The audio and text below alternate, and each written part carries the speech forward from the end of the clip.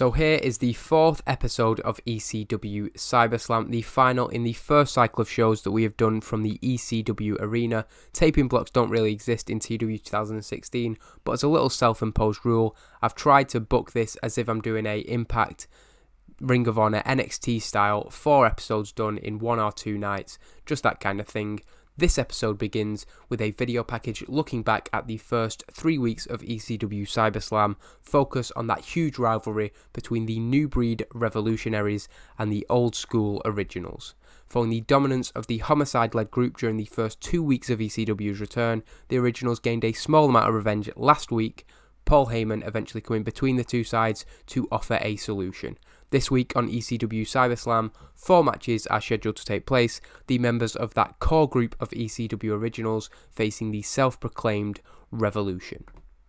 Going into what is supposed to be the first match of the evening, Tommy Dreamer makes his entrance, the commentator putting over that he is facing Sonny Siaki. However, before he can make it to the ring, he is jumped from behind by Siaki, who clubs him in the back before dragging him towards the commentary position, which is just by the side of the entranceway.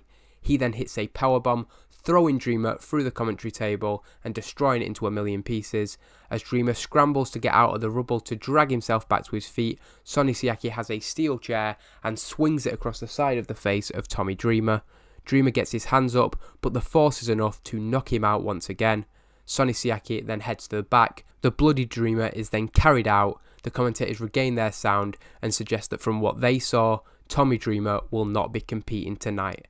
That segment leads directly into the next, because while Tommy Dreamer is carried out through the entranceway, Steve Corino comes down, taking a microphone from ringside. He points to where Dreamer had been taken to the back and says that that is what happens when you spend 5 years being a tribute act to your former self. Corino continues, saying that while the likes of Van Dam, Sabu, Sandman and Dreamer have been trying to keep alive reputations they forged over half a decade ago, Corino has continued to prove and improve himself. He has continued to be what ECW always claimed to be, forward-thinking, on the cutting edge, and revolutionary.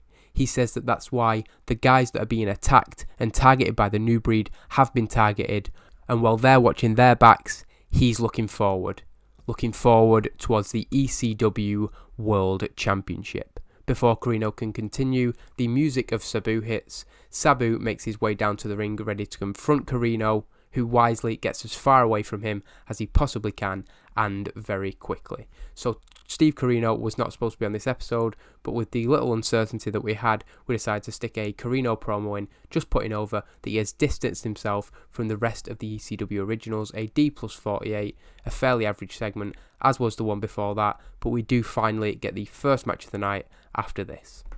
Sabu defeating Xavier in 10 minutes and 51 with an Arabian facebuster through a table, a 45 D rating, a 50 for Sabu, a 36 for Xavier. Not really that good, but a decent passable match with the idea that we're proving that Xavier can hang with Sabu. Everything Sabu did, Xavier had an answer for until it came to that Arabian facebuster. After the match, as Sabu stands tall in the ring, the commentators put over that while Tommy Dreamer may have come out second best in his exchange with Sonny Siaki earlier in the night, the first official win of the night goes to the ECW Originals. We then get a promo from Paul Heyman, a 65 C rating, so that will help at the end of the night. He improvised well throughout the segment, no surprise there, and gaining heat to the storyline with a furious promo, pissed off by the actions of Sonny Siaki prior to what was supposed to be the first match of the night. Heyman confirmed that the match would now not take place. Tommy Dreamer is in no fit state to compete, and as a result, he is removing Sonny Siaki from contention to become the first ECW World Champion since the company came back.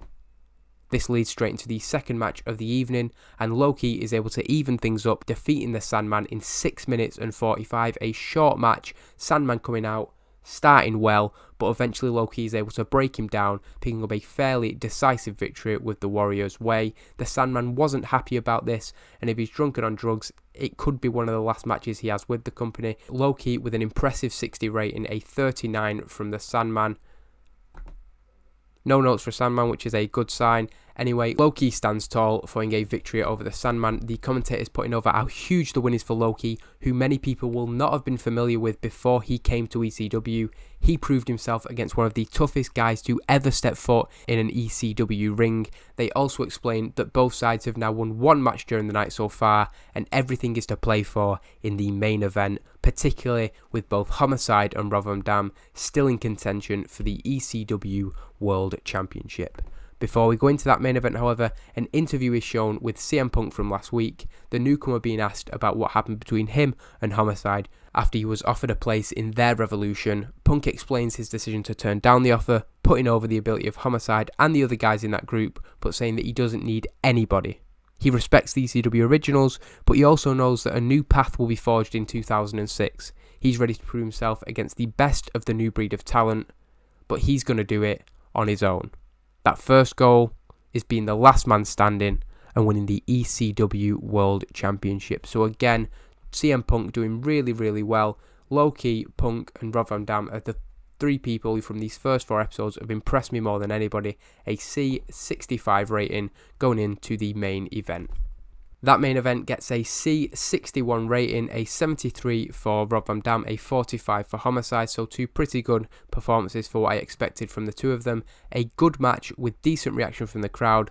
Homicide losing to Rob Van Dam in 14 minutes and 10 following a 5-star frog splash. During the match, Sonny Siaki came out like he did 2 weeks ago when he helped Homicide beat Tommy Dreamer. It looked like it was going to be the same fate for Rob Van Dam, but despite being taken out early in the night, Tommy Dreamer had enough about him to come to the ring with a steel chair. He took out Sonny Siaki, sending him out of the ring. He then hit Homicide, getting a bit of revenge on him, which allowed Rob Van Dam to hit the 5-star frog splash for the victory in the main event.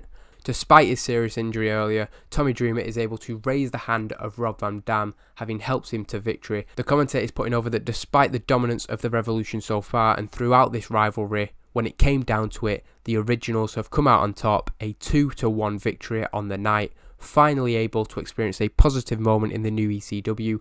Rob Van Dam and Dreamer celebrate for the first time since the company came back. As the commentators sign off on the show, however, the good feeling evaporates as Tommy Dreamer collapses to the ground. Going from celebration to immediate grave concern, Rob Van Dam checks on Dreamer, it quickly becoming clear that the troubles have only just begun for the ECW Originals. So it's a 57 C- rating for the show overall. There weren't enough attractive women on the show to satisfy our core male audience. That's something that could be easily rectified, and with only 3 women on the roster, it's probably something that I should be looking into. This show increased our popularity in 45 regions and is comfortably the best episode of CyberSlam so far. Of course, going into it, it was built all around the Originals v the Revolution, while Tommy Dreamer had a bad night considering the first and last segments of the show. Overall, it was a success for the Originals, winning 2 of the 3 matches. Sabu defeating Xavier, Rob Van Dam defeating Homicide. I don't think those 2 were hurt too badly by losing those matches because the way the matches were booked, Xavier took Sabu to his limits, and of course there was the interference in the main event. Low-Ki picked up a victory over the Sandman, fairly decisive in his in-ring debut for the company. I've been watching a lot of his matches from late 2005 and early 2006, and he is definitely somebody who I feel can be part of that main group who we build the company around. CM Punk, Rob Van Dam, Low-Ki, hopefully Brent Albright, but he isn't showing that so far. Nonetheless, that is that episode in the bag, but with Tommy Dreamer collapsing in the ring at the end of the night, it seems that this rivalry is far from over.